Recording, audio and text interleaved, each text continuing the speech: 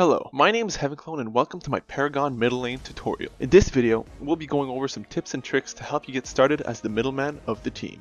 So let's begin. As the mid laner, you are the central pillar of your team during the early game. Your position in the center gives you a whole host of potential strategies, but also makes you a key target for the enemy team. As such, good positioning, decision-making skills, and map awareness are critical to your success. Ganking other lanes, controlling the river buffs, and avoiding ganks are also things the mid laner must do, all while making sure he obtains enough XP and card points to stay ahead of the enemy. Caster heroes such as Howitzer, Gadget, Gideon, and Countess are ideal for this role. This may seem like a lot to take in, but don't worry, this all becomes second nature quickly as you keep playing. In the early stages of the game, the main focus of the mid laner should be to farm up as many last hits as safely as possible. To do this as efficiently as possible, he needs to use his wards intelligently and control the river buffs. One of the first cards a mid laner should always equip is wards. Wards save lives. Vision, thanks to wards, gives the player map awareness and can help him identify and avoid ganks before they happen. With the Monolith update, 1 cost Scout's wards now have 2 charges, and every 120 seconds a charge refreshes, allowing you to have an infinite amount of wards without returning to base. This card, along with health and mana potions, give the player the ability to sustain himself in lane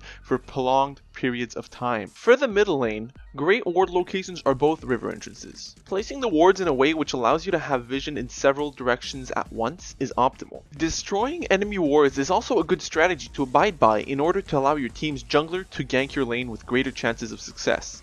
Upgrading your ward to a shadow ward as early as possible will also allow you to prevent your wards from being destroyed. Controlling the river buffs is also a great way for you to get ahead of the enemy mid laner. River buffs first spawn at the 3-minute mark and respawn every 2 minutes after that, regardless of whether they are killed or not. They can give you a variety of different bonuses to allow you to better gank, rotate, push, or damage enemies. It is also very important to note that buffs give you large amounts of mana regen for 5 seconds after picking them up. As such, you can use these buffs to regenerate your mana pool and deny enemies mana regen as well. The first buff, and arguably the most powerful, is the purple buff. This sends the user to the shadow plane for a short duration. This is particularly good to gank enemies that are pressuring your teammates, since they won't see you coming. It is important to note, however, that while in the shadow plane, shadow wards will still detect you. The next river buff on the list is the blue buff. This buff gives the user increased movement speed. As such, rotating to lanes to defend them can be much quicker with this buff active. Another river buff is the red buff. This buff allows hero to deal 25% extra ability damage. It is pretty straightforward. The last river buff is the black buff. This buff applies damage over time to basic attacks, dealing extra damage. It is important to note the usefulness of both the red buff and the black buff. Red buffs are quite useful for caster heroes such as the mid laner, while black buffs are much more useful to basic attack oriented heroes such as ADCs. Or rangers. Denying the enemy the river buffs denies them the ability to sustain their teammates and sustain themselves within the lane, forcing them to recall quicker and miss out on experience and card points. As such, it's a good strategy to make sure they are not capable of contesting them. This is where the concept of poke comes into play. Essentially, poking an enemy hero slowly decreases his health over time to the point that he's so weakened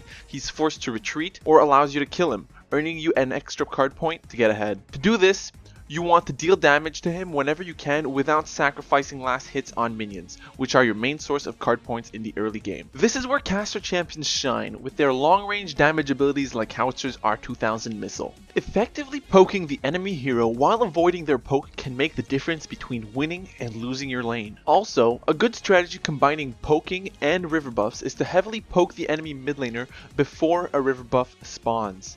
As such, when you attempt to go take the river buff, if he attempts to contest you, you will have a clear health advantage, giving you the chance to pick up both the river buff and the kill. A very important tip for mid laners is to know when to recall to base to spend card points. Never recall to base if your tower is threatened. For example, when the enemy mid laner is in your lane, if you retreat, he will push the minions hard in order to do damage to the tower before you return. As such, you want to recall only when the enemy mid laner is not in your lane, or if the minion wave is pushed deep into enemy territory.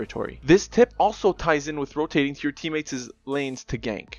your first priority is to defend your lane. As such, making sure to save before you leave is critical. A good time to gank a lane is when the enemy is pushed up to your tower in that lane. This maximizes the distance they have to travel to get to safety and gives you more time to take them down. When deciding to gank, keep in mind the enemy jungler's position, your and your teammates' health, and the enemy's health. Also, pay attention if a purple buff is available and if that lane has been warded. Also, make sure not to do too many ganks, because if you are not consistently successful, then you will fall behind in card points and your tower could be destroyed. Also, keep in mind that the jungler can also gank lanes. The final tip I can give you is to pay attention to the map. You should be looking at the map every 5 to 10 seconds minimum. Ideally, every 2 to 3 seconds. That way, the second someone walks into one of your wards, you see them and can adjust your positioning accordingly. Well, that's all I've got for you folks. If you put all these concepts and strategies to good use, you should become a pretty fearsome mid laner that dominates his lane. If you found this video useful, give it a thumbs up and maybe even subscribe. I'm Heaven Clone and I'll see you guys later.